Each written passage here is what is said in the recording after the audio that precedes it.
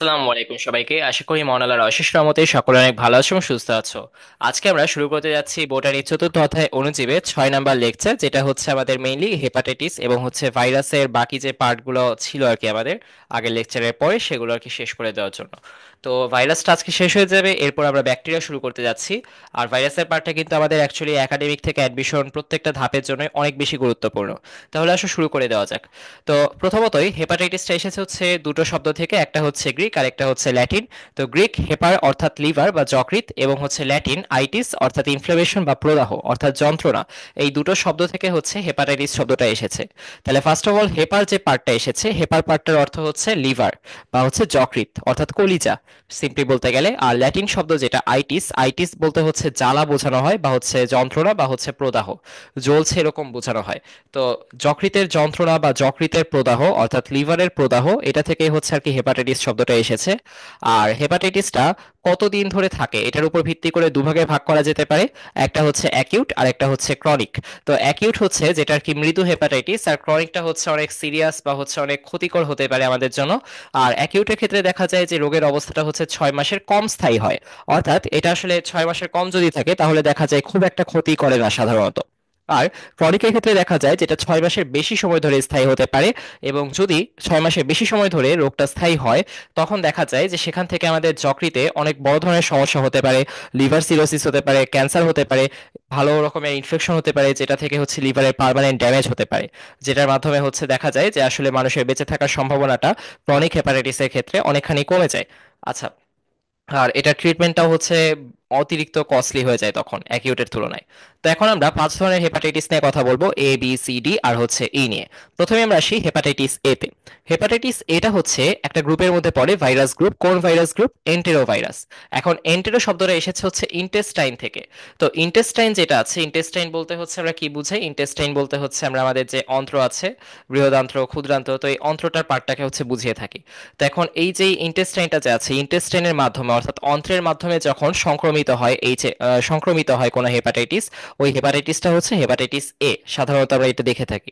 তো এই কারণে হচ্ছে এটার গ্রুপটা এন্টেরোভাইরাসের মধ্যে পড়ে, কারণ এটা হচ্ছে ওই যে অন্ত্রের মাধ্যমে বা হচ্ছে ইন্টেস্টাইনের মাধ্যমে সংক্রমিত হয়।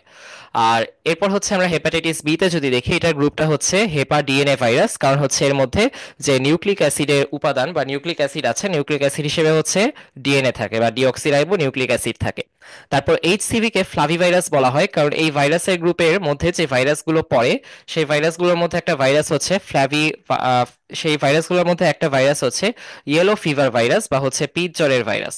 এই যেটা হচ্ছে ওয়াল্টার রিড আবিষ্কার করেছিলেন, আমরা প্রথম ক্লাসে দেখেছি। তো এই যে এই ইয়েলো ফিভার ভাইরাস যেটা আছে বা পিত জ্বরের যে ভাইরাসটা আছে, এই ভাইরাসটা হচ্ছে যে ইয়েলো শব্দটা এসেছে হচ্ছে দেখা যায়, মানে ইয়েলো অর্থটা এসেছে হচ্ছে ফ্ল্যাভুস শব্দের জন্য। ঠিক আছে, ফ্ল্যাভুস শব্দটা ছিল বা ফ্ল্যাভাস শব্দটা ছিল, যে এই ফ্ল্যাভাস থেকে হচ্ছে ইয়েলো এসেছে বা ফ্ল্যাভাস অর্থটা ইয়েলো। আর ইয়েলো ভাইরাসের জন্য হচ্ছে ফ্ল্যাভি ভাইরাস নামটা এসেছে এই ভাইরাসের গ্রুপে। তারপর হচ্ছে আমরা এইচডিভি তে আসি। এইচডিভির হচ্ছে দেখা যায় যে এটা যখন রেপ্লিকেট করতে চায় বা হচ্ছে সংখ্যা বৃদ্ধি করতে চায়, সংখ্যা বৃদ্ধি করার সময় হচ্ছে ওর আরএনএ প্যাকেজিং করতে হয়। তো আরএনএ প্যাকেজিং করতে হয় এবং অন্য ভাইরাসের দেহে হচ্ছে, সরি, অন্য কোনো জীব দেহের মধ্যে হচ্ছে যখন সংক্রমিত হতে চায়, তখন ওই যে আরএনএ প্যাকেজিংটা দরকার হয়। এবং তার হচ্ছে এইচবিভি থেকে ওই যে এনভেলপ থাকে, এনভেলপের অ্যান্টিজেনটা নিতে হয়। তাহলে এনভেলপের যে অ্যান্টিজেনটা, এই এনভেলপ অ্যান্টিজেনটা হচ্ছে নেয় এইচপিভি থেকে বা হেপাটাইটিস বি ভাইরাস থেকে। এটা কিন্তু হেপাটাইটিস ডি ভাইরাসের নিজের নাই, ওর আরেকটা ভাইরাস থেকে নিতে হয়, অর্থাৎ হেপাটাইটিস বি ভাইরাসটা থেকে নিতে হচ্ছে। যেহেতু এটা আরেকটা ভাইরাস থেকে নিতে হচ্ছে, তাই আমরা হেপাটাইটিস ডি ভাইরাসটাকে অসম্পূর্ণ ভাইরাস বলে থাকি। এরপর আমরা আসি হেপাটাইটিস ই তে। হেপাটাইটিস ই ভাইরাস যেটা আছে, এটার গ্রুপটা হচ্ছে ক্যালিসি ভাইরাস। তো ক্যালিসি ভাইরাস বলা হয় কেন? কারণ হেপাটাইটিস ই ভাইরাসের যে স্ট্রাকচারটা আছে, স্ট্রাকচারটা দেখলে দেখবা যে এটা অনেকটা কাপ শেপড। আর কাপটা হচ্ছে, কাপ অর্থ কি? কাপ অর্থ হচ্ছে ক্যালিক্স, ঠিক আছে, বা ক্যালিক্স অর্থ হচ্ছে কাপ, আমরা বলতে পারি কাপ শেপ দেখা যায় অনেকটা। এই কারণে হচ্ছে এটাকে ক্যালিসি ভাইরাস বলা হয়। ওকে, তো এটার পর হচ্ছে আমরা আসি, নিউক্লিক অ্যাসিড হচ্ছে জাস্ট এইচ বিভির ক্ষেত্রে ডিএনএ, বাকি সবগুলোর ক্ষেত্রে আরএনএ। অনেকে ভাবতে পারে যে এইচ ডিভির ক্ষেত্রে, এইচ ডিভিতে যেহেতু ডি শব্দটা আছে তাহলে এটার মধ্যে আমি ডিএনএ দিয়ে দিই, ওটা কিন্তু হবে না। এইচ ডিভির ক্ষেত্রে হচ্ছে আরএনএ থাকবে সব সময়। তাহলে এইচ বিভির ক্ষেত্রে শুধু ডিএনএ আর বাকিগুলোয় আরএনএ। এখন আয়তন যদি মনে রাখতে চাই তাহলে মনে রাখবা যে এ ই দুটার ক্ষেত্রে আয়তন একই, দুটার আয়তনই হচ্ছে 27 ন্যানোমিটার। আর এইচ বিভিটা হচ্ছে, বি মানে হচ্ছে বড়, এটা সবচেয়ে বেশি হবে। তাইলে হচ্ছে এইচ এইচবিভি ক্ষেত্রে সবচেয়ে বেশি হচ্ছে, তাহলে আয়তনটা কত, 42 ন্যানোমিটার হচ্ছে। তারপর এইচসিভি আর এইচডিভি কাছাকাছি, এইচডিভিটা হচ্ছে 35 ন্যানোমিটার, এইচসিভিটা হচ্ছে 30 to 38 ন্যানোমিটার। এরপর আমরা আসি সুপ্তিকালের হিসাবে। সুপ্তিকালের হিসেবে এইচ এভির মধ্যে এ জিনিসটা দেখো তো, এ হচ্ছে ইংলিশ অ্যালফাবেটের, মানে ইংলিশ যে অ্যালফাবেট আছে এটার মধ্যে ফার্স্ট লেটার হচ্ছে এ, তার মানে ওখান থেকে এক আসলো। আর এ দেখতে অনেকটা চালের মতো, তাহলে একের পাশে একটা 4 বসায় দাও, তাহলে এই যে এখান থেকে হচ্ছে 14টা চলে আসছে। আর 14কে 2 দিয়ে গুণ করলে 28 হয়, তাহলে সুপ্তিকাল হচ্ছে 14 থেকে 28 দিন। এখন তোমার মাথায় একটা জিনিস খেয়াল করতে পারো যে আচ্ছা এইভাবে যে বললাম পরীক্ষার হলে তো তুমি এইভাবে মাথায় রাখতে পারবা না, বাট আসলে দেখবা যে অপশনগুলো দেখলেই তখন তোমার মাথায় এই জিনিসটা ক্লিক করছে যে আমি কত অদ্ভুত ভাবে একটা উদাহরণ দিয়েছি। তুমি যখন মনে রাখার ক্ষেত্রে উদাহরণ ইউজ করবা বা কোনো ছন্দ ইউজ করবা, সেটা যতটা অদ্ভুত হবে তত দেখবা তোমার সহজে মনে থাকছে। ঠিক আছে, তো এই দেখে হচ্ছে এক, এই জন্য এক বসাইছি, তারপর দেখতে চালের মতো, এই জন্য হচ্ছে 4 বসাইছি। এই সমস্ত জিনিস তো অনেক অদ্ভুত ব্যাপার, তাই না? মানে আমি কোত্থেকে কই চলে গেলাম, কিভাবে করে এটা আনলাম। তো এই জিনিসটা অদ্ভুত দেখেই দেখবা যে এটা তোমার মাথায় ভালো মতো মনে থাকবে। আচ্ছা, তো এটার পরে হচ্ছে আমরা আসি এইচবিভি, বি মানে হচ্ছে বেশি, তাহলে সবচেয়ে বেশি হচ্ছে এইচবিভি সুপ্তিকাল। আর সুপ্তিকাল জিনিসটা দিয়ে আমরা অ্যাকচুয়ালি বুঝাই যে একটা ভাইরাস যে তোমার দেহে সংক্রমিত হচ্ছে বা তোমার দেহে যে সিস্টেমটা আছে এই সিস্টেমটা যে চেঞ্জ করছে, এই চেঞ্জ করার পিছে ও কতদিন সময় ব্যয় করছে আসলে, বা কতদিন পরে লক্ষণগুলো প্রকাশ পাচ্ছে। তো এই এটার পুরোটা সময়ের মাঝখানে, মানে এই যেখানে দেখো, যেমন দেখো যে সুপ্তিকালটা শুরু হয়েছে 45 থেকে, তার আগ পর্যন্ত কিন্তু ভাইরাসটা তোমার দেহে ক্ষতি করছে, কিন্তু তখনও লক্ষণটা প্রকাশ পাচ্ছে না। তখন লক্ষণগুলো সব বা হচ্ছে যে প্রভাবগুলো আছে সবগুলো ইন্টারনাল বা সবগুলো ভিতরে বোঝা যাচ্ছে, বাইরে থেকে তুমি কোনো কিছু টের পাচ্ছ না। বুঝছো? তো বাইরে থেকে যখন টের পাওয়া শুরু করবা তখন হচ্ছে ওটা লক্ষণ প্রকাশ পাবে। তো এটার আগ পর্যন্ত সুপ্তিকাল। তাহলে এইচবিভির ক্ষেত্রে সুপ্তিকালটা হচ্ছে 45 থেকে 180 দিন। এইচসিভিও কাছাকাছি, জাস্ট এইচসিভিটা একটু আগে শুরু হয়, 14 থেকে 180 দিন। ওকে, তো এটা আগে থেকেই প্রকাশ পাওয়া শুরু করে। তো এইচসিভিটা কিন্তু সবচেয়ে মারাত্মক ভাইরাস, আর এটার ক্ষেত্রে সবচেয়ে দীর্ঘস্থায়ী ক্ষতি হয়, লিভার সিরোসিস হতে পারে। এই জন্য এটাকে আমরা নীরব ঘাতক বা তুষের আগুন বলে থাকি।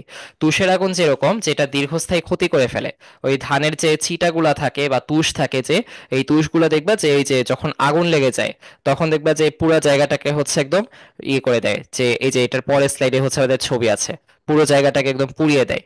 তুষের মধ্যে আগুনটা অনেক তাড়াতাড়ি ছড়ায় এবং তাড়াতাড়ি পুড়িয়ে ফেলে।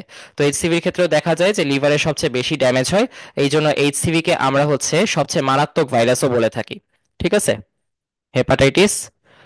আহ আচ্ছা, এখানে হচ্ছে এইচবিসি লেখা, এটা এইচসিভি হবে। হেপাটাইটিস সি ভাইরাসটা হচ্ছে সবচেয়ে মারাত্মক।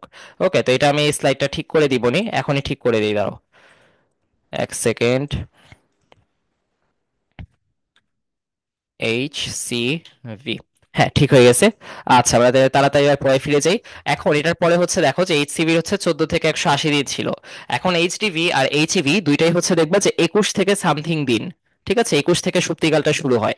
এখন কোনটার ক্ষেত্রে 56, কোনটার ক্ষেত্রে 49, সেটা কি মাথায় রাখবা। দেখো তো ইটা দেখতে অনেকটা 5-এর মতো লাগে না, এই যে ইটা দেখতে অনেকটা ইংলিশ 5-এর মতো লাগে।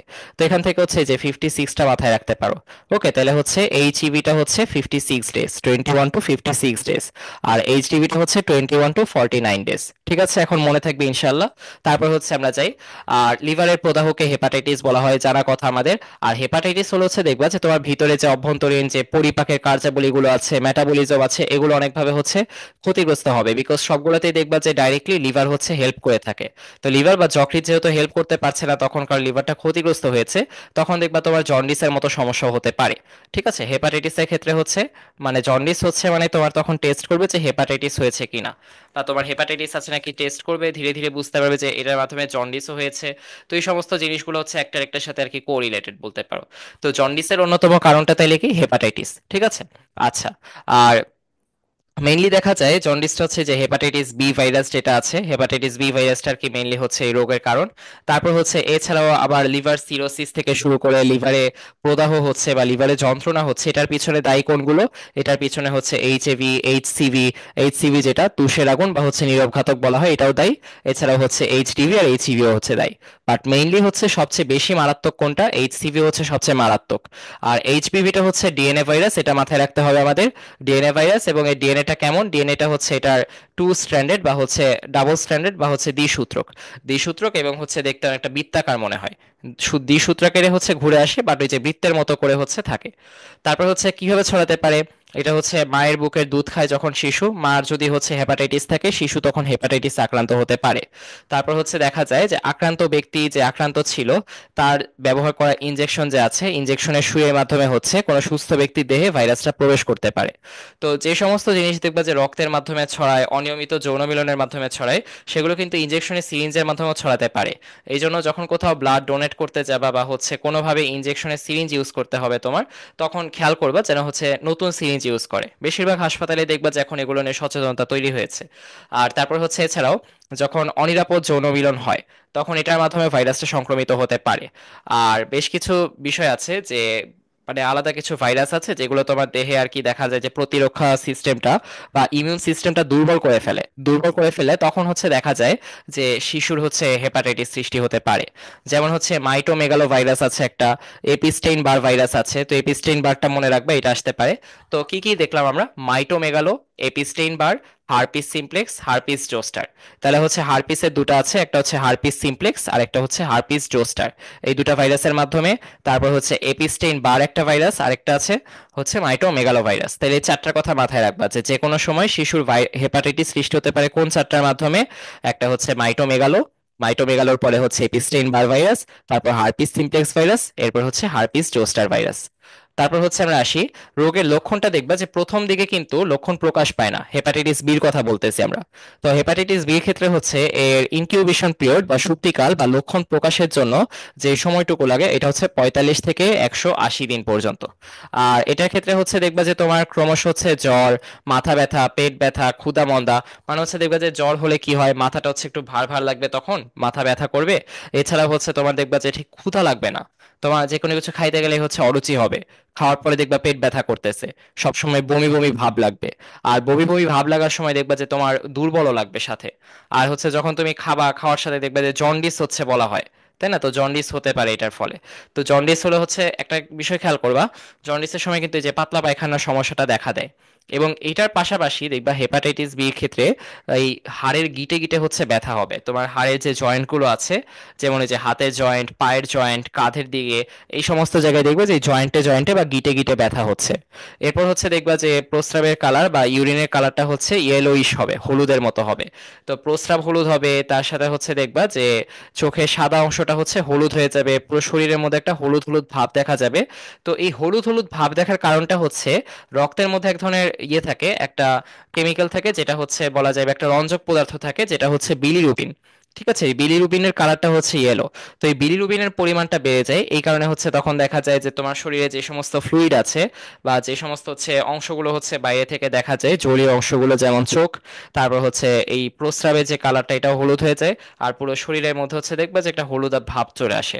আর সাথে হচ্ছে দেখা যায় যে এখানে হলো তোমাকে বললাম যে তখন সিস্টেমগুলো কিন্তু তোমার শরীরে সমস্যা করে, অর্থাৎ মেটাবলিজম ঠিক মতো হয় না, মানে মেটাবলিজমের যে সিস্টেমগুলো আছে, তারপর হচ্ছে ধরো যে অন্যান্য যে বিষয়গুলো আছে সেগুলো ঠিক মতো হয় না। পেটে, পায়ে এই সমস্ত জায়গায় দেখবা যে পানি জমে হচ্ছে যে ফুলে যেতে পারে। ঠিক আছে, তো পেটে, পায়ে এই সমস্ত জায়গায় দেখবা পানি জমতে থাকে। তারপর হচ্ছে শেষ পর্যন্ত হচ্ছে লিভার সিরোসিস হয়, অর্থাৎ লিভারটা একদম ড্যামেজড হয়ে যায়, এটা পচে যেতে থাকে। তারপর হচ্ছে লিভার ক্যান্সার হয়। আর লিভার ক্যান্সারটা মেইনলি হেপাটাইটিস সির কারণে বেশি হয়ে থাকে। আর এই হেপাটাইটিস বির কারণে হচ্ছে হতে পারে। আর তারপর হচ্ছে দেখা যায় যে রক্তে হচ্ছে বিলিরুবিনের পাশাপাশি আরেকটা জিনিসেরও মাত্রা বাড়ে, সেটা হচ্ছে এসজিপিটি। চ্যাট জিপিটি না, এসজিপিটি। তো এখন এটা হচ্ছে মানে এসজিপিটি দিয়ে কি বোঝানো হয়? এসজিপিটি দিয়ে হচ্ছে অ্যাকচুয়ালি ফুল মিনিংটা হচ্ছে সিরাম গ্লুটামিক পাইরুভিক ট্রান্সমিনেস। ঠিক আছে, সিরাম গ্লুটামিক পাইরুভিক ট্রান্সঅ্যামিনেস। তো এই যে ট্রান্সঅ্যামিনেস যেটা আছে, সিরাম গ্লুটামিক পাইরুভিক ট্রান্সঅ্যামিনেস, এটা হচ্ছে এসজিপিটি। তো এটা তোমার পরীক্ষা কোথাও আসবে না, জাস্ট হচ্ছে মনে রাখার জন্য বা বোঝার জন্য আর কি। তো এটা কি হলো? Serum glutamic pyruvic transaminase. আর এটা হচ্ছে এক ধরনের এনজাইম। ঠিক আছে, এটা ইউজুয়ালি হচ্ছে তোমার হার্টের সেল বা হচ্ছে লিভারের যে সেলগুলো আছে, হার্ট আর লিভারের সেলগুলো হচ্ছে এটাকে প্রোডাকশন মানে প্রডিউস করে। আর যখন হচ্ছে তোমার এই যে লিভারে অস্বাভাবিকতা দেখা যায়, যে লিভার সিরোসিস হয়ে যাচ্ছে বা হচ্ছে হেপাটাইটিস আক্রান্ত হয়েছে, তখন লিভার ক্ষতিগ্রস্ত হচ্ছে, ওই সময় দেখা যায় যে ও হচ্ছে এনজাইমটার প্রোডাকশন, অর্থাৎ এই যে সিরাম গ্লুটামিক পাইরুভিক ট্রান্সঅ্যামিনেস বা হচ্ছে এসজিপিটি যে ইয়েটা আছে, এসজিপিটি এনজাইমটা হচ্ছে উৎপাদন করা বাড়িয়ে দেয়। তো তুমি হচ্ছে যখন এটা টেস্ট করবা, এই টেস্টটা হচ্ছে দেখা যায় যে বিভিন্ন ডায়াগনস্টিক ল্যাবে হচ্ছে দেখবা যে এই টেস্টটা করা হয়। আর এই টেস্টটার মাধ্যমে হচ্ছে দেখা যায় যে এই এইচবি সারফেস এন্টিজেন অর্থাৎ এইচবিএস এজি যে পরীক্ষাটা করা হয়, এইচবি সারফেস এন্টিজেন পরীক্ষাটা করা হয় রক্তে, আর তারপর হচ্ছে হেপাটাইটিস বিটা হচ্ছে নির্ণয় করা যায়। আর এই পরীক্ষার মাধ্যমে হচ্ছে এই যে এইচবি সারফেস এন্টিজেন পরীক্ষাটা যখন করা হয়, তখন হচ্ছে তোমার এই যে রক্তে বিলিরুবিনের মাত্রা বেড়েছে, এসজিপিটির মাত্রা বেড়েছে, এই সমস্ত কিসের কিসের মাত্রা বেড়েছে এটা চেক করা যেতে পারে। এই চেক করার মাধ্যমে হচ্ছে দেখা যায় যে এসজিপিটির মাত্রা বেড়ে গিয়েছে, বিলিরুবিনের মাত্রা বেড়ে গিয়েছে, তখন তুমি বুঝতে পারো যে হ্যাঁ আসলে হচ্ছে হেপাটাইটিস বিতে আক্রান্ত হয়েছে। ওকে, তো এখন এই যে হেপাটাইটিস বি যে আছে, হেপাটাইটিস বির প্রতিকারটা কি? হেপাটাইটিস বি থেকে হচ্ছে কিভাবে আসলে আমরা হয়ে গেছে, হয়ে যাওয়ার পরে যখন তুমি হচ্ছে এটার মানে ঠিক করার চেষ্টা করবা বা হচ্ছে দেখা যাবে যে এটা চিকিৎসা নিবা বা ট্রিটমেন্ট নিবা, ওটা হচ্ছে প্রতিকার। তো এটার জন্য হচ্ছে তিনটা ওষুধের নাম মাথায় রাখবা। ভিটামিন সি তো আমরা সবাই জানি, এটা বাদ দিয়ে আরো দুটো ওষুধ থাকে। এবং তুমি দেখবা যখন হচ্ছে বলে হেপাটাইটিস বির প্রতিকারের জন্য আমরা কি পদক্ষেপ নেই, কখনো দেখবা না যে অপশনে ভিটামিন সি দিচ্ছে। ঠিক আছে, এটা অনেক রেয়ার কেস।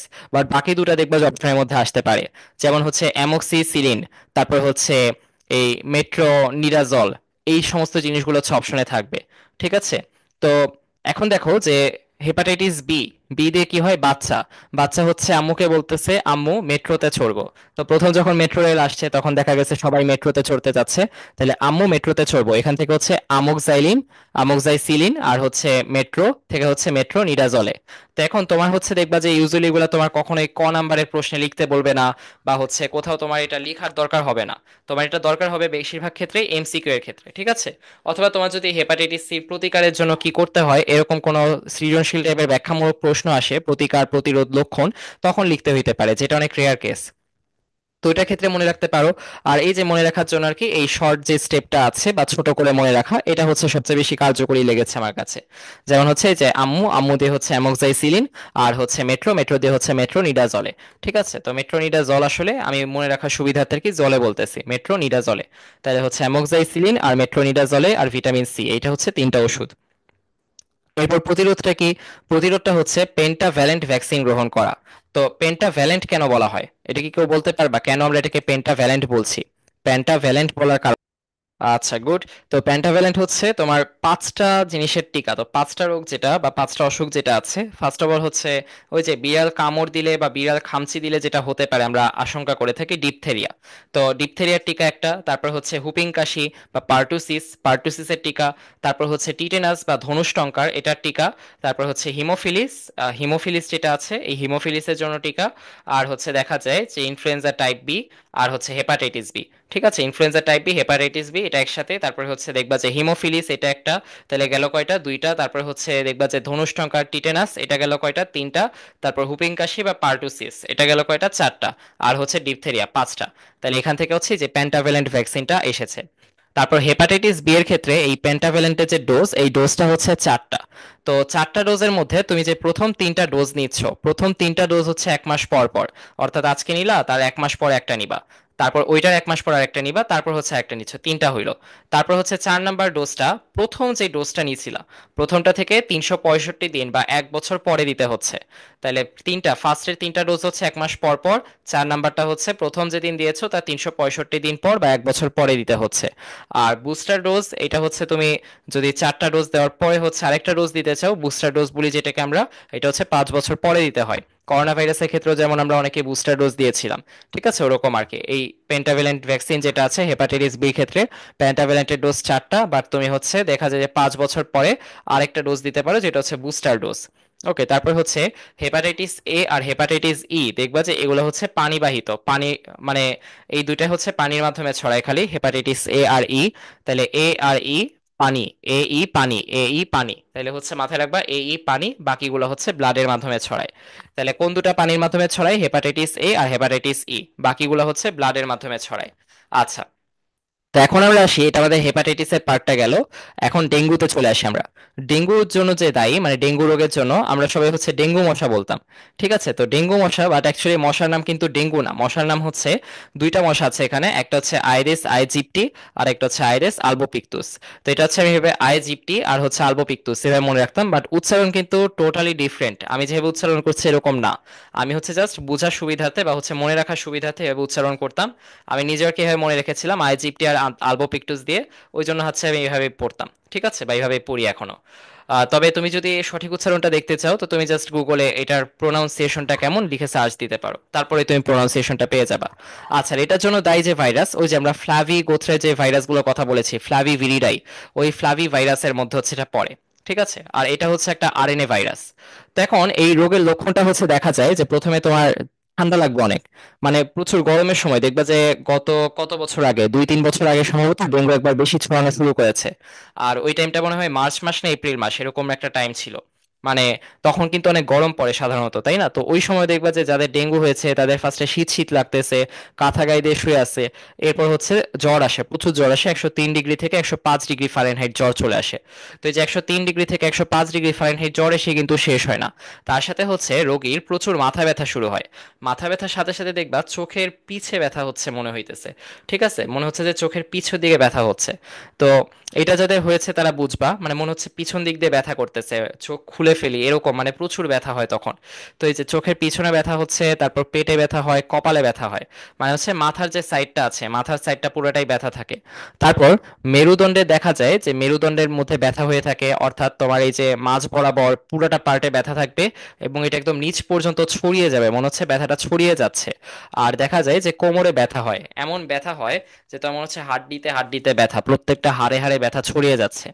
আর এইটাকে এই জন্য হচ্ছে হাড়ে হাড়ে এতটা ব্যথা হয়, এই কারণে এটাকে হাড় ভাঙা জ্বর বলে। ঠিক আছে, মনে হচ্ছে কি তোমার হাড় ভাঙতেছে, তো এই জন্য এটাকে কি বলে, হাড় ভাঙা জ্বর বলে। আর এছাড়া হচ্ছে দেখবা যে এই ডেঙ্গুর মতো যে অসুখগুলো হয় বা ডেঙ্গুর মতো সমস্যা হলে দেখা যায় শরীরে একটা ফুসকুড়ির মতো দেখা যায়, ওই ছোট ছোট লাল লাল হচ্ছে গোটার মতো আর কি, ছোট ছোট গোটার মতো, যেটাকে আমরা র্যাশ বলি। তো লালচে রঙের র্যাশ দেখা যায়। আর এটার সাথে হচ্ছে আগেরটা আমরা কি দেখলাম, হেপাটাইটিস বির ক্ষেত্রে ওই যে বমি বমি ভাব হয়, খাবারে অরুচি হয়, এরকম দেখলাম। আর ডেঙ্গুর ক্ষেত্রে হচ্ছে মারাত্মক পর্যায়ে যখন যায়, মারাত্মক পর্যায়ে গেলে হচ্ছে রক্তক্ষরণ হয়, যেটাকে আমরা হচ্ছে হেমোরেজিক ডেঙ্গু জ্বরে দেখবো। এই যে এখনই দেখছি আমরা হেমোরেজিক ডেঙ্গু জ্বরে আসো। হেমোরেজিক ডেঙ্গু জ্বর যেটা, এটা হচ্ছে সাধারণ যে ডেঙ্গু জ্বরের জটিলতা, এই জটিলতা থেকেই হচ্ছে হেমোরেজিক ডেঙ্গু জ্বরে হচ্ছে আপগ্রেডেড হয়।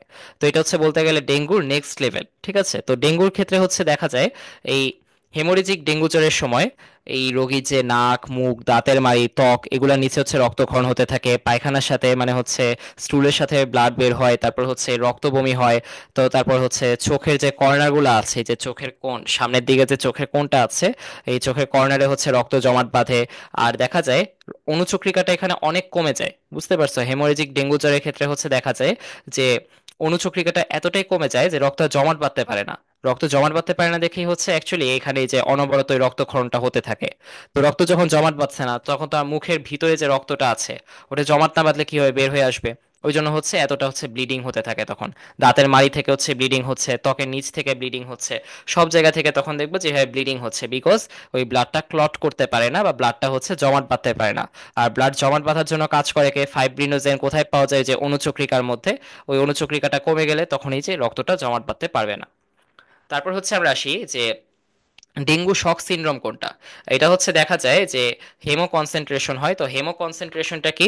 হেমো কনসেন্ট্রেশন হচ্ছে দেখা যায় যে ব্লাড, হেমো হচ্ছে ব্লাড থেকে আসছে, কনসেন্ট্রেশন হচ্ছে ঘন হয়ে যাচ্ছে। তো ব্লাডের মধ্যে হচ্ছে যে রক্তকণিকা, লোহিত রক্তকণিকার পরিমাণটা পার্সেন্টেজটা হচ্ছে বেশি হয়ে যায়, 70%-এর বেশি হয়। এটা কেন হয়? কারণ হচ্ছে তখন দেখা যায় যে ডেঙ্গুর ক্ষেত্রে এতটাই ওয়াটার লস হতে থাকে বা ফ্লুইড লস হয় শরীর থেকে। এই ফ্লুইড লস হওয়ার ফলে হচ্ছে দেখা যায় যে আরবিসির এই রেশিওটা বেড়ে যেতে থাকে। কারণ আমাদের হচ্ছে এই শরীরে কি থাকে, দেখা যায় যে রক্তের হচ্ছে দুটা পার্ট থাকে, একটা হচ্ছে রক্ত কণিকা আর একটা হচ্ছে রক্ত রস। তো এই রক্ত রসের পরিমাণটা হচ্ছে কমে যেতে থাকে ডেঙ্গু হওয়ার পর। রক্ত রসের পরিমাণটা যদি কমে যায়, আমরা জানি যে ইউজুয়ালি হচ্ছে রক্ত রস 55% থাকে, আর 45% হচ্ছে বাকি ইয়েগুলো, বাকি ম্যাটেরিয়ালগুলো। তো এই 45% থেকে ধীরে ধীরে হচ্ছে দেখা যায় যে বাড়তে থাকে, তখন পার্সেন্টেজটা বাড়তে থাকে। কারণ এই যে 55%-এর মধ্যে যে রক্ত রসটা ছিল ওটা ধীরে ধীরে কমছে। তো ওটা কমতে কমতে দেখা যায় যে একটা পর্যায়ে হচ্ছে আরবিসির পরিমাণটা অলমোস্ট 70%-এর বেশি হয়ে যায়, বেশি হয়ে যায় দেখে হলো দেখা যায় যে তখন এই কনসেন্ট্রেশনটা বেড়ে যায়, লোহিত রক্তকণিকা অনেক বেশি হয়ে যায়। এই কারণে হচ্ছে তখন যে ফ্লুইডটা থাকে ফ্লুইড কমে যেতে থাকে। আর ফ্লুইডটা যে ছিল আগে বেশি ছিল যখন, তখন এটা কিন্তু একটা প্রেসার দিত, পার্শিয়াল হচ্ছে একটা প্রেসার দিত। দেখো যে এখান দিয়ে হচ্ছে তোমার ব্লাড ভেইন গুলো আছে, তো এই যে এদিক দিয়ে হচ্ছে দেখবা যে প্রেসার দিচ্ছে, এদিক দিয়ে প্রেসার দিচ্ছে ফ্লুইডটা। আর যখন ফ্লুইডটা কমে যাবে প্রেসারের পরিমাণটাও কি হবে, কমে যাবে। প্রেসারের পরিমাণটা কমে গেলে তখন রক্তচাপটাও কি, রক্তচাপটাও তখন খুব কমে যাচ্ছে। ঠিক আছে, এই জিনিসটাই হচ্ছে এখানে বলা হচ্ছে অ্যাকচুয়ালি। তো তিন ধরনের যে ডেঙ্গু জ্বর আছে, এটার মধ্যে হচ্ছে হেমোরেজিক ডেঙ্গু জ্বর যেটা, আর ডেঙ্গু শক সিনড্রোম, এই দুইটা কিন্তু অনেক মারাত্মক। তো এটাকে আমরা হেমোরেজিক দেখলাম। তো হেমোরেজিকের মধ্যে হচ্ছে অনুচক্রিকা অনেক কমে যায়, তো এই রক্ত জমাট বাঁধতে পারে না। আর শক সিনড্রোমের ক্ষেত্রে হচ্ছে হেমো কনসেন্ট্রেশন হয়, লোহিত রক্ত কণিকার পরিমাণটা হচ্ছে বা রেশিওটা হচ্ছে বেড়ে যায়। রেশিও বেড়ে যাওয়া মানে কিন্তু অ্যাকচুয়ালি যে লোহিত রক্ত কণিকা বা আরবিসি বেড়ে গেছে, যে এটা চাইতে এটার সাথে হচ্ছে আরেকটা জিনিস দেখা যেতে পারে, সেটা হচ্ছে ওই 55%-এর চাইতে আমাদের যে রক্তরস ছিল রক্তরসের পরিমাণটা কমে যাচ্ছে। ঠিক আছে, তো এটা দুই ভাবে হতে পারে, আইদার লোহিত রক্তকণিকার পরিমাণ অনেক বেশি বেড়ে গেছে, অথবা হচ্ছে এই আমাদের যে কি বলে এটাকে, এই রক্তরস যেটা রক্তরসের পরিমাণ বা হচ্ছে সিরাম যেটা আছে ওইটা হচ্ছে অনেক কমে গেছে। তো এই প্লাজমা থেরাপি দেওয়া হয়, এই জন্য ওই প্লাজমা কি দিতে পারে, তো এরকম আছে অনেক কিছু আছে আর কি। ঠিক আছে, তারপরে হচ্ছে আমরা যাই। তবে আমরা আরেকটা জিনিস একটু ডিপ পড়ে নিতে পারি, সেটা হচ্ছে এই যে হেমো কনসেন্ট্রেশনের ক্ষেত্রে ফার্স্ট অফ অল দেখো যে তোমার কেন প্লাজমা দিতে হবে। ঠিক আছে, মানে এখন তোমার প্লাজমাটা কেন দিতে হচ্ছে এই জিনিসটা তো আগে বোঝা দরকার, যে আমি কাউকে প্লাজমা দিব, আমাকে আসলে দেওয়ার দরকার আছে কি নাই। তো এটা হচ্ছে মেইনলি প্লাজমা লিকেজের কারণে হয়, যে ওই 55% থেকে কমে যায়, আর আরবিসির পরিমাণটা বেড়ে যায়, মানে আরবিসি রেশিওটা বেড়ে যায়, বলতে গেলে পরিমাণ তো বাড়ছে না, রেশিও বাড়ছে। তো এটার কারণ হচ্ছে মেইনলি প্লাজমা লিকেজ। তো প্লাজমা লিকেজটা কিভাবে হয়, প্লাজমা লিকেজ হয় হচ্ছে ডেঙ্গু হওয়ার পরে দেখবা যে তোমার হচ্ছে ধীরে ধীরে এই সাইটোকাইন নামের এক ধরনের প্রোটিন আছে, যে প্রোটিনটা আমাদের হচ্ছে আরবিসি কতটুকু উৎপন্ন হবে বা এটা যে পরিমাণটা থাকবে এটা অনেকখানি হচ্ছে নিয়ন্ত্রণ করে এই ধরনের প্রোটিনটা। তো এই প্রোটিনটা হচ্ছে সাইটোকাইন। ঠিক আছে, এটা পরীক্ষায় লাগবে না, জাস্ট আমরা বোঝার জন্য পড়তেছি। তো এই সাইটোকাইনটা হচ্ছে তোমার যে রক্তনালিকা আছে, ব্লাড ভেসেল আছে, ব্লাড ভেসেলের মধ্যে ফুটা তৈরি করে। তো এই রক্তনালীর মধ্যে হচ্ছে ফুটো করে ফেলতে পারে এই অতিরিক্ত যখন হয়ে যায় আর কি। ঠিক আছে, এমনিতে সাইটোকাইন অনেক দরকারি একটা প্রোটিন, বাট এটা অনেক সময় হচ্ছে যে বেশি হয়ে যায়, যখন ডেঙ্গু হলে আর কি বেশি উৎপাদিত হয়, তখন হচ্ছে এটা আমাদের এই ব্লাড ভেসেলের মধ্যে বা রক্তনালীর মধ্যে ফুটা তৈরি করে। এতে রক্তের যে এই তরল অংশটা থাকে, এই তরল অংশটা দেখা যায় রক্তনালী থেকে বের হয়ে যায়। ঠিক আছে, কিন্তু ফুটাটা ছোট হয় দেখে ওইটার মধ্যে দিয়ে আর কি এগুলা বের হতে পারে না, অন্যান্য যে আরবিসি থাকে এগুলো হচ্ছে বের হতে পারে না। তো এগুলো তখন আটকে যায়, এবং এই কারণে হচ্ছে দেখা যায় যে তরল অংশটা বের হয়ে গেলেও কঠিন অংশটা থাকে, আর ওটা ঘন হয়ে যায়, তখন হচ্ছে এটাকে আমরা হেমো কনসেন্ট্রেশন বলি। ঠিক আছে, এইটা হচ্ছে প্লাজমা লিকেজ। আর এই প্লাজমা লিকেজের পরে হচ্ছে আর কি আমাদের প্লাজমা থেরাপিটা দিতে হয়। সবসময় কিন্তু ওটা লাগে না। আবার অনেক সময় হচ্ছে অণুচক্রিকা কমে গেলে মানুষ প্লাজমা থেরাপি দেওয়ার ট্রাই করে, বাট অণুচক্রিকা কমলে তোমার প্লাজমা থেরাপি দেওয়াটা জরুরি না। প্লাজমা কমলে বা হচ্ছে রক্তরসটা কমলে হচ্ছে তখন প্লাজমা থেরাপিটা দেওয়া জরুরি। ঠিক আছে, তারপর হচ্ছে আমরা আসি রোগ নির্ণয়ের ক্ষেত্রে তিন ধরনের পরীক্ষা করা যেতে পারে। একটা হচ্ছে সেরোলজি। তো সেরোলজি হচ্ছে দেখা যায় যে এনএসআই এন্টিজেন, মানে রক্ত পরীক্ষার ক্ষেত্রে দেখবা যে এনএসআই এন্টিজেন একটা আছে, এই এন্টিজেনটা এনএসআই। তো ডোসি অ্যান্টিজেন, তারপর হচ্ছে আইজিজি আইজিএম অ্যান্টিবডি। তাহলে অ্যান্টিজেনটা কোনটা, অ্যান্টিজেনটা হচ্ছে নোসি। ঠিক আছে, নোসি হচ্ছে অ্যান্টিজেন। তারপর হচ্ছে আইজিজি আইজিএম, তো এগুলো হচ্ছে অ্যান্টিবডি। তাহলে অ্যান্টিবডি হচ্ছে আইজিএম, তাহলে জিএম হচ্ছে অ্যান্টিবডি। ঠিক আছে, আইজিজি আইজিএম এটা কি অ্যান্টিবডি। আর অ্যান্টিজেন কোনটা, এনএসআই। ঠিক আছে, এনএসআই হচ্ছে অ্যান্টিজেন, আর আইজিজি আইজিএম হচ্ছে অ্যান্টিবডি। তাহলে অ্যান্টিবডি হচ্ছে কোন দুইটা, আইজিজি আইজিএম। অ্যান্টিজেন কোনটা, এনএসআই। এগুলো উপস্থিত থাকতে পারে, অথবা তীব্র সংক্রামিত রক্তে অ্যান্টিবডির পরিমাণ 4 গুণ পর্যন্ত বৃদ্ধি পেতে পারে। তাহলে সেরোলজির মাধ্যমে আমরা কি দেখি, সেরোলজির মাধ্যমে হচ্ছে আমরা দেখি কোন অ্যান্টিজেনটা আছে। অ্যান্টিজেন হচ্ছে নোসি অ্যান্টিজেন, তাইলে নোসি অ্যান্টিজেনটা থাকে। তারপর হচ্ছে দেখবে যে কোন অ্যান্টিবডি থাকে, অ্যান্টিবডি হচ্ছে আইজিজি আইজিএম অ্যান্টিবডি উপস্থিত থাকতে পারে।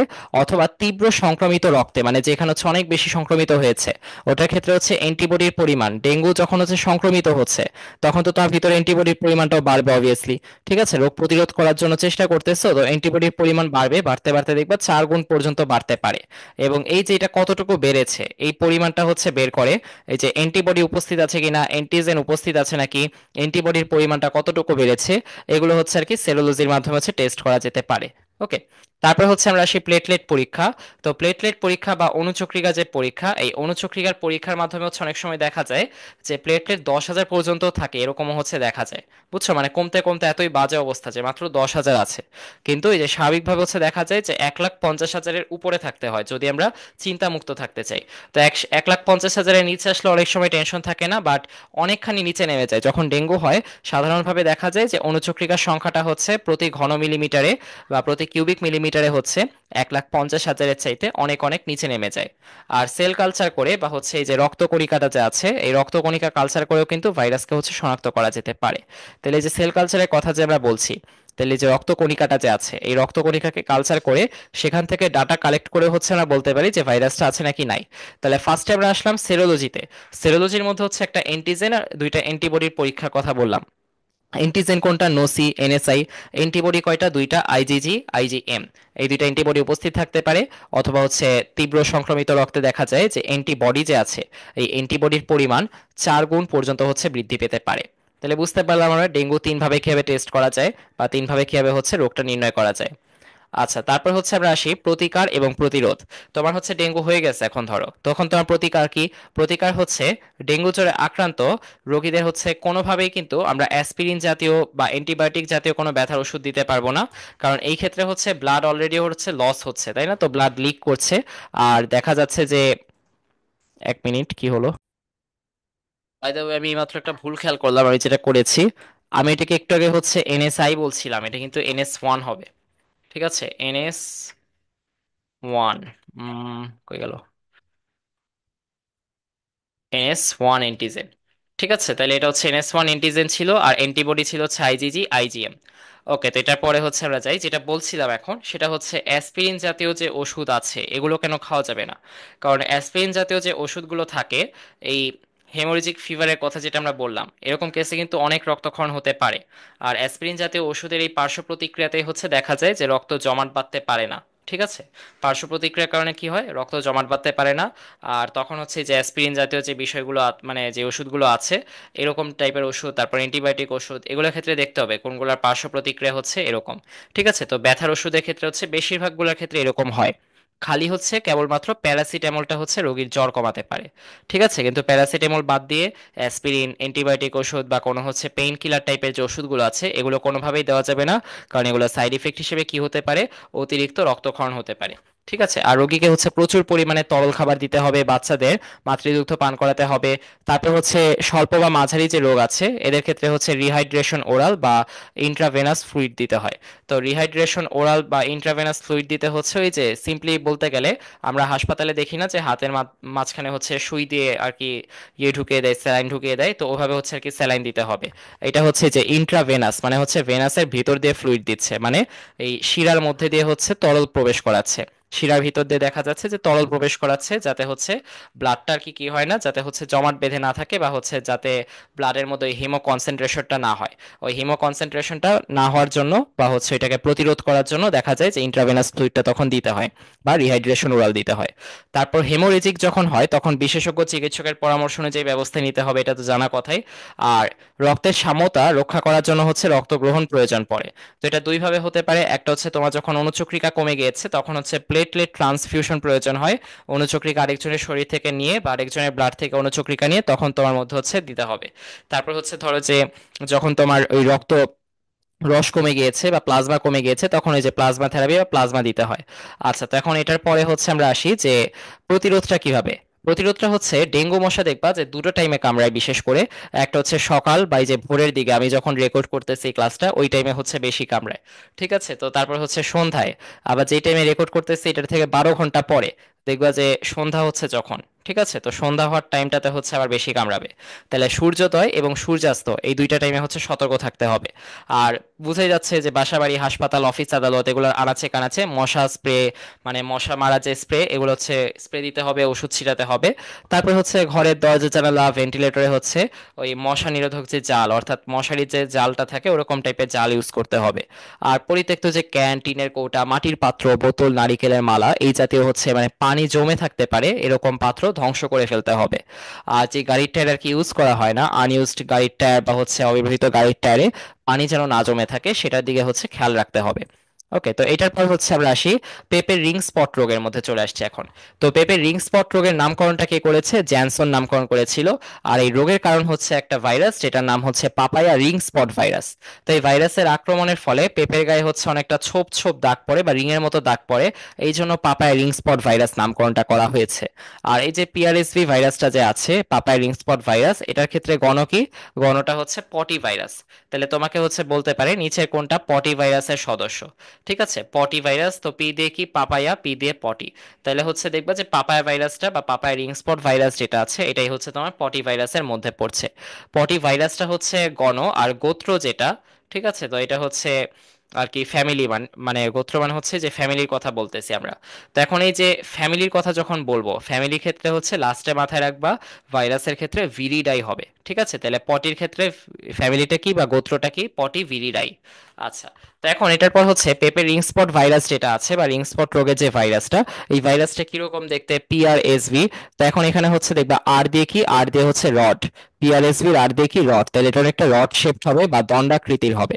ঠিক আছে, দণ্ডাকৃতির হবে। আর হচ্ছে এটা যে ক্যাপসিডটা থাকে, অর্থাৎ যে প্রোটিন ইয়েটা থাকে, এই ক্যাপসিডের বাইরে হচ্ছে কোনো এক্সট্রা আবরণ নাই বা কোনো এনভেলপ থাকে না। ঠিক আছে, ক্যাপসিডের বাইরে তাহলে কি থাকে না? কোনো এনভেলপ থাকে না।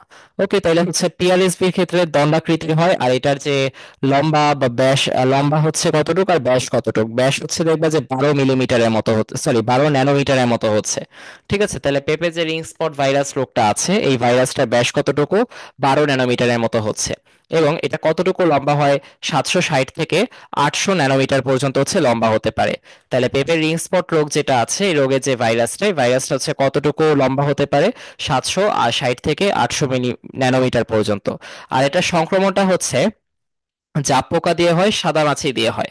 এখন এটা দুটো প্রকরণ আছে, একটা হচ্ছে পিআরএসভিপি আর হচ্ছে পিআরএসভি ডাব্লিউ। ঠিক আছে, তো এই যে পি যেটা আছে, পি দিয়ে পেপে, তো পেপের হচ্ছে রিং স্পট রোগ হবে, তাহলে এটা কোনটা দিয়ে হবে? পিআরএসভি পি দিয়ে হবে। তাহলে দুটো প্রকরণের মধ্যে ডাব্লিউটা দিয়ে হচ্ছে সংক্রমণটা ইউজুয়ালি হয় না, সংক্রমণটা হয় হচ্ছে পিআরএসভি পি দিয়ে। তাহলে পেপের রিং স্পট রোগটা পিআরএসভি পি দিয়ে হচ্ছে। এবং এটা দুটো পোকার কারণে হচ্ছে, একটা হচ্ছে জাপ পোকা, একটা হচ্ছে সাদা মাছি। তো জাপ পোকাটা কোনটা? জাপ পোকাটা হচ্ছে অ্যাপ্লোস, এই ম্যালন এফিড বলি এটাকে আমরা। তো এটা হচ্ছে অ্যাপ্লোস গোসুপি। আর হচ্ছে পিচ ইয়েটা যে আছে, 1 মিনিট, গোসিপি বানানটা ভুল হয়েছে মনে হয়, আমি ঠিক করে দিই। আচ্ছা, তো এটা হচ্ছে অ্যাপ্লাস গোসিপি হবে। ঠিক আছে, তো এখন অ্যাপ্লাস কেন আসছে? অ্যাফিস হওয়ার কথা। হ্যাঁ, অ্যাফিসই হবে, অ্যাপ্লাস না, অ্যাফিস। অ্যাফিস গোসিপাই। তো অ্যাফিস গোসিপাই আর আরেকটা হচ্ছে পিচ অ্যাফিড যেটা হচ্ছে মাইজুস পেসিকাই। আর সবচেয়ে সুখের বিষয় হচ্ছে এই দুইটার একটাও তো আর মনে রাখা লাগবে না। ঠিক আছে, এটা জাস্ট এমনি এখানে দেওয়ার জন্য বা ইনফরমেশনটা অ্যাড করার জন্য দিয়েছিলাম। তো এটা একবার পড়বা, ভুলে যাবা, যখন দেখবা পরীক্ষায় অপশনে আসছে কোথাও, তখন হচ্ছে দেখবা যে হ্যাঁ মাথায় আসতেছে যে হ্যাঁ এটা অ্যাফিস গোসিপাই পড়ছিলাম, অথবা হচ্ছে এটা যে পিচ অ্যাফিড যেটা মাইজুস পেসিকাই পড়ছিলাম। তো মনে যদি নাও আসে তাও সমস্যা নাই, কারণ এরকম টাইপের প্রশ্ন যদি আসে, এত কমপ্লেক্স নাম দিয়ে হচ্ছে প্রশ্ন আসলে বেশিরভাগই দেখবা পারতেছে না। এই জন্য এটা নিয়ে তেমন টেনশন করার কারণ নেই। ওকে, তারপরে হচ্ছে আমরা চাই রোগের লক্ষণটা কেমন? বৃত্তাকার দাগের যে প্রকৃতিটা থাকে, এটা হচ্ছে কেন্দ্রাভিমুখী হয়। ঠিক আছে, আমি এখন দেখাই তোমাকে কেন্দ্রাভিমুখী কেমন হয়। আচ্ছা, এই যে দেখো কেন্দ্রাভিমুখী বলেছে যে কেন্দ্র থেকে ধীরে ধীরে হচ্ছে ছড়িয়ে পড়তেছে। বুঝছো তো, সেন্টার থেকে ছড়িয়ে পড়ছে কেন্দ্রাভিমুখী এই বৃত্তাকার দাগগুলো যে প্রকৃতি। আর ইউজুয়ালি হচ্ছে সংক্রমণে দেখবা 30 থেকে 40 দিনের মধ্যে প্রথম রোগের লক্ষণ প্রকাশ পায়। তাহলে আমরা সত্যিকার বলতে পারি 30 থেকে 40 দিন, যেহেতু 40 থেকে, মানে 40 দিনের পরে হচ্ছে প্রকাশ পাচ্ছে, 30 থেকে 40 দিনের মধ্যে। তারপর ক্লোরোপ্লাস্টটা নষ্ট হয়ে যায়। এই ক্লোরোপ্লাস্টটা নষ্ট হয়ে যাওয়ার কারণে, ইউজুয়ালি ক্লোরোপ্লাস্টের কারণে পাতার রং হচ্ছে সবুজ থাকতো, তো ওখানে হচ্ছে ক্লোরোপ্লাস্টটা নষ্ট হয়ে যাচ্ছে দেখে হলদে সবুজ টাইপের একটা মোজাইক দাগ পড়ছে। যেটা এটাকে একটু বড় করলে হচ্ছে দেখতে পাবা, এই যে দেখো হলদে সবুজ মোজাইক দাগ পড়তেছে এখানে। ঠিক আছে, আচ্ছা, তারপর হচ্ছে আমরা দেখি যে কাণ্ড, পাতার বোটা আর হচ্ছে ফলে তৈলাক্ত বা পানি সিক্ত গাঢ় সবুজ দাগ, স্পট বা রিং সৃষ্টি হয়। এই যে দেখছো, এই যে সবুজ সবুজ দাগ যে আছে, গাঢ় সবুজ দাগ বা হচ্ছে এই যে রিং গুলো হচ্ছে সৃষ্টি হয়েছে। আর অপেক্ষাকৃত কম বয়সের পাতায় রোগ লক্ষণ প্রথম প্রকাশ পায়। যেগুলো বয়স কম পাতার ক্ষেত্রে, ওগুলোর ক্ষেত্রে হচ্ছে দেখবা যে প্রথম রোগগুলো হচ্ছে প্রকাশ পাচ্ছে তাড়াতাড়ি। তারপর আক্রমণ প্রকট হলে পাতায় বহুল পরিমাণে মোজাইক সৃষ্টি হয়, পাতা কুঁকড়ে যায় আর আকৃতি ছোট হয়। এই যে এখানে যেমন দেখো যে আক্রমণ যখন হচ্ছে একদম প্রকট হচ্ছে, এই যে পাতাটা কুঁকড়ে যাচ্ছে, পাতাটা কুঁকড়ে গেল। তারপর হচ্ছে দেখা যায় যে বেশি পরিমাণে হচ্ছে মোজাইক দেখা যাবে। আর হচ্ছে দেখা যায় যে আকৃতিটা হচ্ছে রিলেটিভলি ছোট হবে। যেমন দেখো এই যে পেঁপের আকৃতিটা কিন্তু ছোট হয়ে গেছে এখানে। ওকে।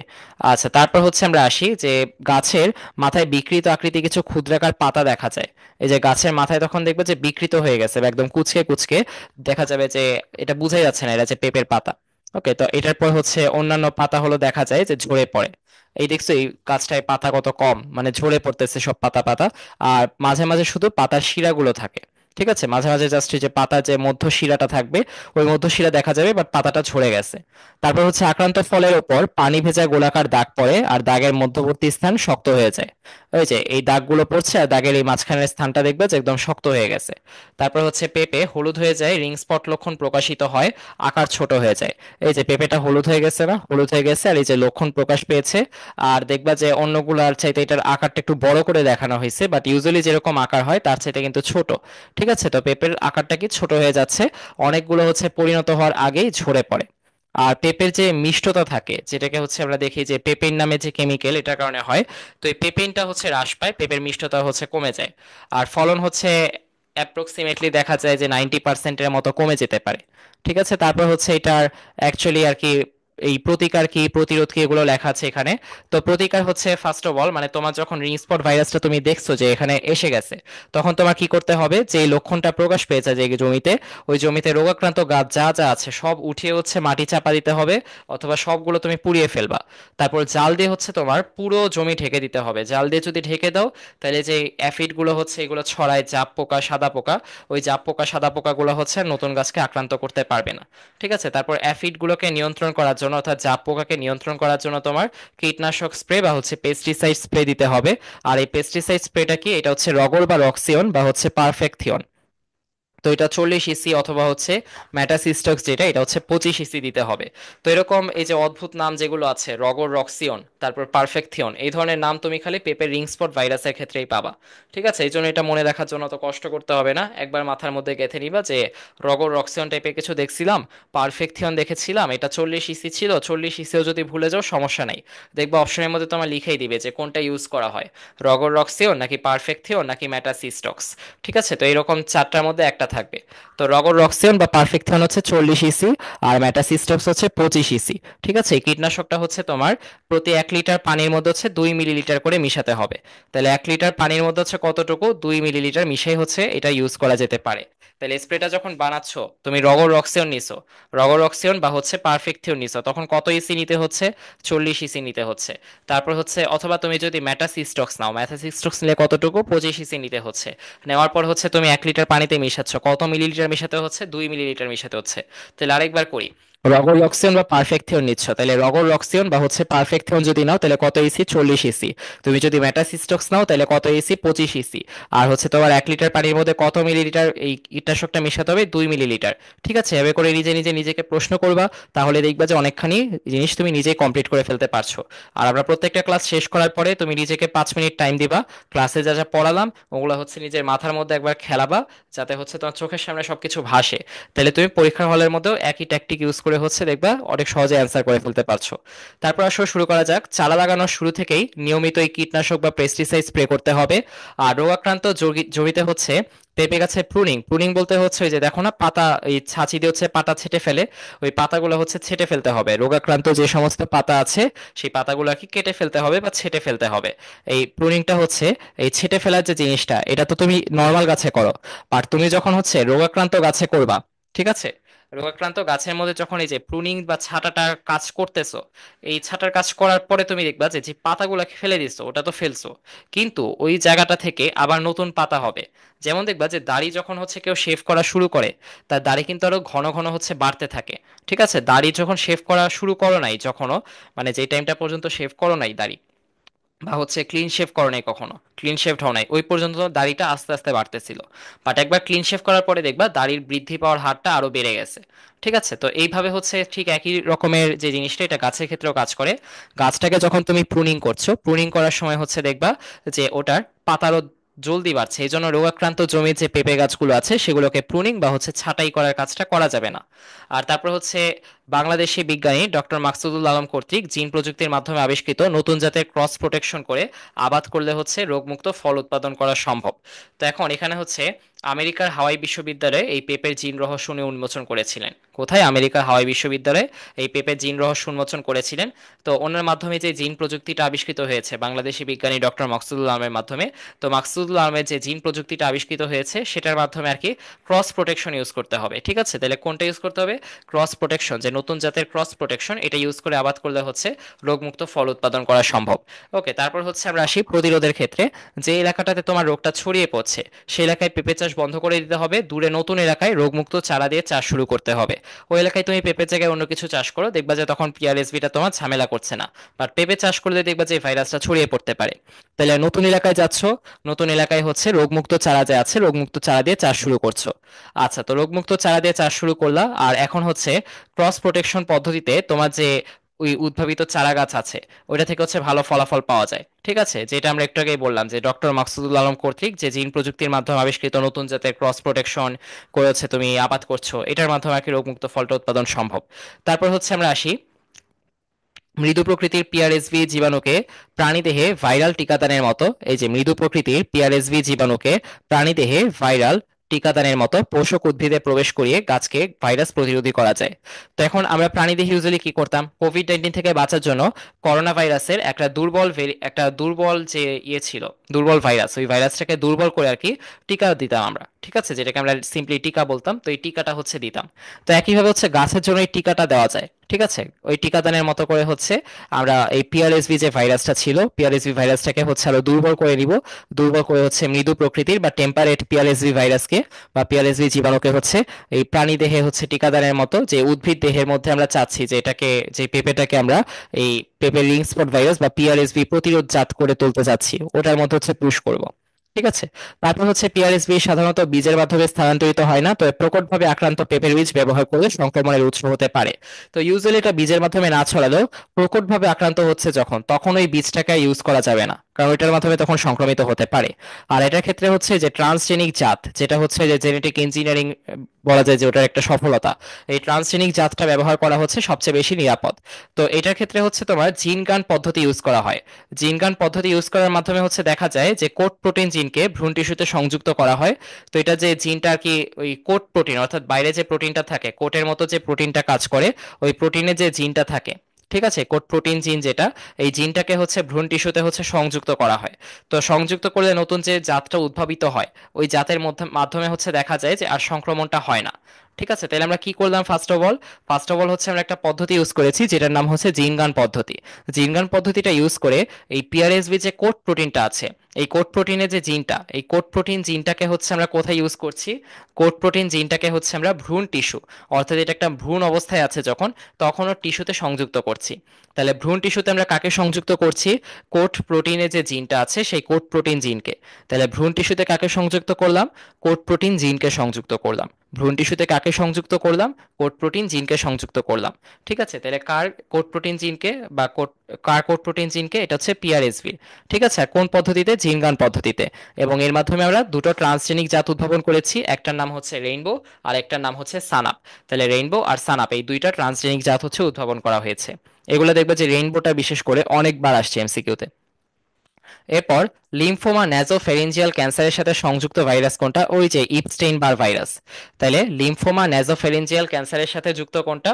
ইপস্টেইন বার ভাইরাস। এটা একটা ইউনিক প্রশ্ন, এটা একটু মাথায় রাখতে হবে। ঠিক আছে, তো এটা হচ্ছে যে ন্যাজোফেরিঞ্জিয়াল ক্যান্সার, অর্থাৎ আমাদের শ্বসন তন্ত্রের সাথে সম্পর্কিত একটা ক্যান্সার, লিম্ফোমা ন্যাজোফেরিঞ্জিয়াল ক্যান্সার, এটা হচ্ছে ইপস্টেইন বার ভাইরাসের মাধ্যমে ছড়াতে পারে। তাহলে আমরা আসি এখন রক্তে নিচে কোনটির পরিমাণ দেখে যকৃতে ক্ষতির পরিমাণ নিরূপণ করা যায়? ওই যে বিলিরুবিনের পরিমাণটা হচ্ছে কতখানি বেড়ে গেছে এটা দিয়ে হচ্ছে আমরা নির্ণয় করতে পারি। তাহলে দাগানো শুরু করি, এটা হচ্ছে বিলিরুবিন হবে। তারপর হচ্ছে পেঁপের যে রিং স্পট রোগ, পেঁপের রিং স্পট রোগের জীবাণু কোনটা? এই পেঁপের রিং স্পট রোগের কথা বলছি এখন। পেঁপের রিং স্পট রোগের জীবাণু কোনটা? পিআরএসভি। তারপর হচ্ছে রিং স্পট ভাইরাস নিচে কোনটা দ্বারা বাহিত হয়? অ্যাফিড, জাপ পোকা। পেঁপের রিং স্পট রোগের কারণ কোনটা? ওই যে পটি ভাইরাস ছিল, পটিভিরিডাই গোত্রের। তারপর ডেঙ্গু শনাক্তকরণে নিচে কোন অ্যান্টিবডি পরীক্ষা করা হয়? তো এখন এখানে হচ্ছে অ্যান্টিবডি দুইটা ছিল, অ্যান্টিজেন একটা ছিল। অ্যান্টিবডি কোনগুলো ছিল? আইজিজি আর হচ্ছে আইজিএম। আর এই যে অ্যান্টিজেন কোনটা ছিল? দেখে আসি আমরা, NS1 ছিল অ্যান্টিজেন। এই যে অ্যান্টিজেন ছিল NS1, আর আইজিজি আইজিএম ছিল হচ্ছে অ্যান্টিবডি। তাহলে আইজিজি আইজিএম দুটাই আছে, তাহলে এআরসি দুটাই হবে। মানে ক আর গ দুটাই হবে আর কি। তারপর ডেঙ্গু রোগের ভাইরাসের নাম কি? এটা হচ্ছে ফ্ল্যাভি ভাইরাস। তারপর হচ্ছে ডেঙ্গু জ্বরের জীবাণু বহন করে কোনটা? অ্যাসিড মশকি। তো এখন অ্যাসিড, এটা এডিস হবে, ঠিক আছে? অ্যাসিড লিখছে কে? আচ্ছা যাই হোক, টাইপারের চাকরি শেষ আজকে। এটা হচ্ছে এডিস মশকি। তাহলে ডেঙ্গু জ্বরের জীবাণু বহন করে হচ্ছে এডিস মশকি। ঠিক আছে, তারপর ডেঙ্গু কোন ভাইরাস জনিত রোগ? এটা হচ্ছে ফ্ল্যাভি ভাইরাস। আচ্ছা দুইবার আসছে কেন? তারপর হচ্ছে অধিকাংশ হেপাটাইটিস কোন ভাইরাস দ্বারা হয়? বেশিরভাগ হেপাটাইটিসে হচ্ছে দেখা যায় যে আমরা যতগুলো হেপাটাইটিস দেখবো তার মধ্যে একটা হচ্ছে সবচেয়ে মারাত্মক, একটা হচ্ছে বেশি হয়। আচ্ছা, তো সবচেয়ে বেশি হয় হচ্ছে হেপাটাইটিস বির কারণে, ঠিক আছে? তাহলে হেপাটাইটিস কোন ভাইরাসটা দ্বারা হচ্ছে বেশি হয়? বেশিরভাগ হেপাটাইটিস হচ্ছে এইচবিভির কারণে হয়। সবচেয়ে মারাত্মক হচ্ছে বা সবচেয়ে ভয়ানক হচ্ছে এইচসিভি। তারপর হেপাটাইটিস বি এর ভ্যাকসিনের যে ডোজ, এই ডোজ কয়টা? এই যে হেপাটাইটিস বি ক্ষেত্রে আমরা দেখলাম যে পেন্টাভ্যালেন্ট ভ্যাকসিন দিয়ে আমরা 4টা ডোজ থাকে এই ভ্যাকসিনে। এই যে কোথায় গেল,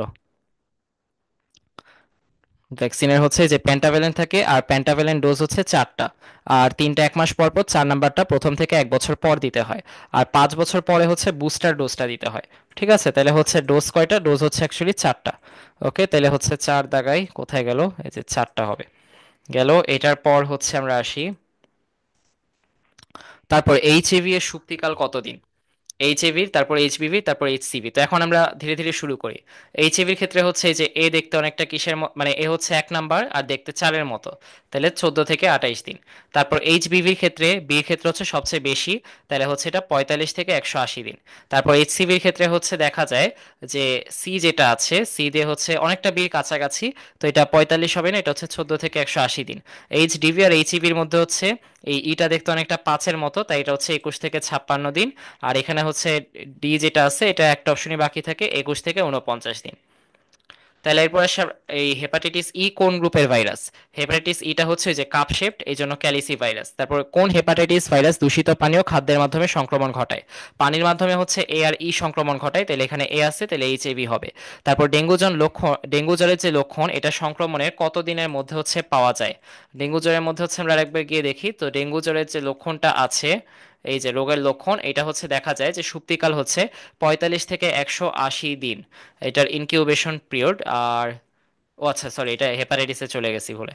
ওকে, তো এখন এটার পরে হচ্ছে আমরা যাই, এটাকে লিখছিলাম কতদিনের মধ্যে হচ্ছে লক্ষণ প্রকাশ পায়। উম ডেঙ্গুরটা মনে হয় লেখা হয় নাই। দাঁড়াও 1 মিনিট, এখনই লিখে দিচ্ছি। আচ্ছা, তাহলে আরো দুটো ইনফরমেশন অ্যাড করে নিও। একটা হচ্ছে সেরোটাইপ, ডেঙ্গুর সেরোটাইপ হচ্ছে 4টা ডেঙ্গু ভাইরাসের। আর হচ্ছে মানে ডেঙ্গু রোগের আর কি। তারপর হচ্ছে আমরা আসি যে রোগের লক্ষণের মধ্যে এটা 2 থেকে 7 দিনে প্রকাশ পায়। ঠিক আছে, এটার পরে হচ্ছে যাই। হুম, হ্যাঁ, তাহলে ডেঙ্গু জ্বরের লক্ষণ সংক্রমণের কত দিনের মধ্যে প্রকাশ পায়? 2 থেকে 7 দিনের মধ্যে। আর ডেঙ্গু জ্বরের মাত্রা কত? এই যে ডেঙ্গু জ্বরের মাত্রাটা হচ্ছে আমরা একবার দেখে আসি। ডেঙ্গু জ্বরের মাত্রা এই যে এখানে দেখাচ্ছে 103 থেকে 105 ডিগ্রি। তাহলে 103 থেকে 105 ডিগ্রি, এটা হচ্ছে আমরা দাগিয়ে ফেলি। 103 থেকে 105 ডিগ্রি ফারেনহাইট। হাড় ভাঙা জ্বর হয় নিচের কোনটাতে ডেঙ্গুর জন্য হয়? এটার পর হচ্ছে আমরা ব্যাকটেরিয়া শুরু করে দিব। তাইলে আজকে এই পর্যন্তই থাক। এর পরের ক্লাস থেকে আমরা ব্যাকটেরিয়া দেখব। তাহলে আল্লাহ হাফেজ সবাইকে, আসসালামু আলাইকুম, ভালো থেকো।